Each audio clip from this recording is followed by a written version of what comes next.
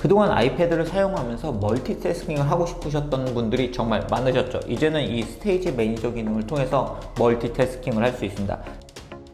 안녕하세요. 빠르게 테크 소식 그리고 테크 리뷰를 전해드리고 있는 유표입니다. 제가 이미 iOS 16, watchOS 9 그리고 macOS 13 버전의 리뷰를 해드렸는데요. 오늘은 iPadOS 16 드디어 WWDC 각 OS들을 보여드리는, 실제 사용해본 후기를 보여드리는 리뷰의 마지막 편으로 iPadOS 16 버전의 리뷰를 해드리려 합니다. 다음 영상부터는 제가 이번에 공개된 OS들을 좀 더 자세히 사용해보고 그 후기들을 전해드릴 예정인데요. 애플워치를 착용하고 실제 아웃도어 러닝을 하면서 사용해본 후기도 전해드릴 예정이고, 아이폰의 잠금 화면을 어떻게 꾸밀 수 있는지 좀 더 상세한 후기도 전해드릴 예정입니다. 구독 알람 해두시면 해당 영상들도 빠르게 만나보실 수 있습니다. 자, 그럼 이제 iPadOS 16에 대해서 이야기를 해드리도록 하죠. 지금 제가 사용하고 있는 모델은 M1이 탑재된 아이패드 에어 5세대 모델이고요. 잘못된 정보들이 유포가 되고 있는데, iPadOS 16은 M1 모델에만 업데이트가 되는 게 아니고, 보시는 것처럼 아이패드 프로 전 모델, 그리고 아이패드 에어 3세대 EU 모델, 그리고 아이패드 5세대 EU 모델, 아이패드 미니 5세대 EU 모델은 업데이트를 해서 사용하실 수 있습니다. 이런 잘못된 정보들이 돌고 있는 이유는 바로 iPadOS 16에서 제공하는 스테이지 매니저라는 기능을 M1이 탑재된 모델에서만 사용할 수 있기 때문인 것 같은데요.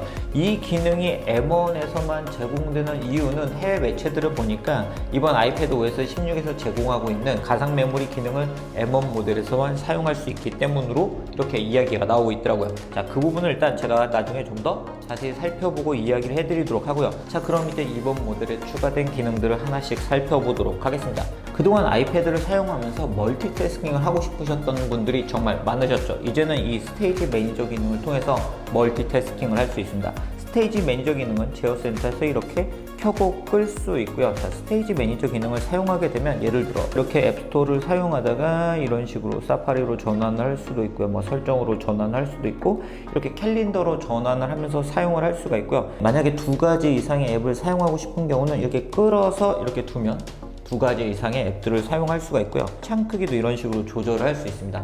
그렇기 때문에 다양한 앱들을 조절하면서 사용을 하실 수 있으세요. 얘를 이렇게 조절하면 뒤에도 가능한 보일 수 있게 이렇게 움직이는 걸 볼 수 있죠. 그리고 또 하나의 앱을 추가를 하고 싶다 하면 또 이렇게 끌어다가 두게 되면 3개의 앱을 이런 식으로 사용을 하는 것도 가능합니다. 이처럼 그룹화가 되기 때문에 만약에 다른 앱을 쓰다가 여기를 선택하게 되면 3개 앱을 쓸 수가 있고요. 그리고 사용을 하다가 그룹화를 해제하고 싶으면 이런 식으로 가져다 두면 이제는 다시 앱스토어는 다른 매니저로 나간 걸 볼 수 있죠. 이런 식으로 스테이지 매니저 기능을 통해서 아이패드에서도 이제 멀티태스킹을 편하게 하실 수 있으세요. 아이패드를 사용하면서 그간 멀티태스킹을 하고 싶었지만 멀티태스킹 틈에서 불편함을 느끼셨던 분들은 이제 스테이지 매니저 기능을 통해서 쉽게 멀티태스킹을 하실 수 있습니다. 이런 식으로 좀 더 늘려서 사용을 할 수도 있고, 다양하게 변경을 해서 사용을 하실 수 있으세요. 물론 이런 UI 같은 부분은 아직은 개발자 베타 버전이기 때문에 일부 변경될 가능성은 있습니다. 그리고 이런 스테이지 매니저 기능은 외장 디스플레이에 연결해서 사용할 수가 있기 때문에 외장 디스플레이를 사용하시는 분들은 아이패드를 연결해 두고 사용을 하실 수 있으세요.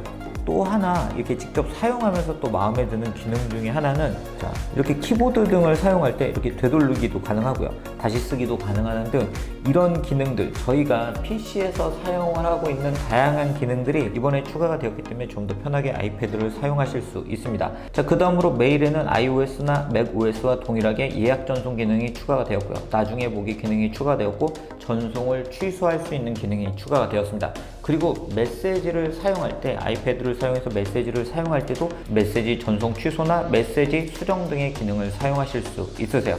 그리고 아이패드용 날씨가 이번에 추가가 되었습니다. 아이패드용 날씨를 사용하게 되면 일단 전체 화면으로 변경해서 보면 보시는 것처럼 아이패드에서 좀 더 다양한 날씨 정보를 확인할 수 있게 되었고요.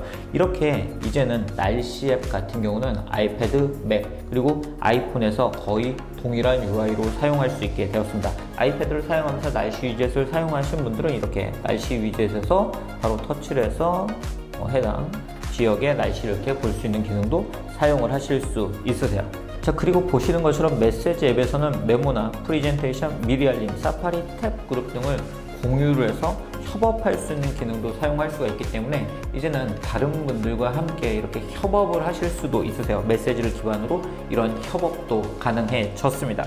설정 같은 경우에도 달라진 걸 볼 수가 있는데요. 이번에 키노트에서 보신 분들은 아시겠지만 가족들과 사진을 공유할 수 있는 기능들이 추가가 되면서 이렇게 가족을 좀 더 쉽게 관리할 수 있게 되었고, 에어팟이나 에어팟 맥스 등을 이제는 블루투스 메뉴가 아니고 바로 이렇게 설정 바로 하단부에 메뉴가 생겨서 여기서 관리를 할 수 있는 기능이 추가가 되었습니다. 제 에어팟 맥스에 연결이 된 걸 볼 수가 있고, 자동으로 머리 감지나 아이패드 연결을 자동으로 할 건지 등의 기능을 사용할 수 있고, 디지털 크라운이나 이런 기능들이 바로 여기서 이렇게 볼 수 있는 걸 볼 수가 있죠. 이처럼 설정이 변경이 되었고, 그리고 배경화면도 변경이 되었습니다. 자, 배경화면이 예전에 비해서 이렇게 예쁜 배경화면이 적용되었기 때문에 좀 더 예쁘게 사용을 하실 수가 있고, 이런 위젯 등의 디자인도 일부 변경이 된 걸 볼 수가 있네요. 그리고 미리 알림 같은 경우도 제가 이미 소개를 해드린 것처럼, iOS에서 소개를 해드린 것처럼 즐겨 찾는 목록을 추가할 수 있는 기능, 템플릿을 생성할 수 있는 기능, 그리고 완료된 항목 보기 기능 등이 추가가 되었습니다. 이처럼 이번 아이패드 OS 16 버전의 가장 큰 특징은 아무래도 스테이지 매니저 기능을 통해서 멀티태스킹이 가능해졌고, 그리고 아이패드의 메시지를 통해서 쉽게 다른 사람들과 다양한 작업을 공유할 수 있게 됐다는 점이 이번 아이패드 OS 16 버전의 특징이라고 이야기를 해드릴 수 있을 것 같습니다. 이번 버전은 지금은 개발자 베타 버전이 배포가 되어 있고요. 다음 달에 공식 베타가 배포가 되고 올 가을에 정식으로 배포가 될 예정입니다. 새로운 기능을 또 제가 알게 되면 영상으로 소개를 해드리도록 하고요.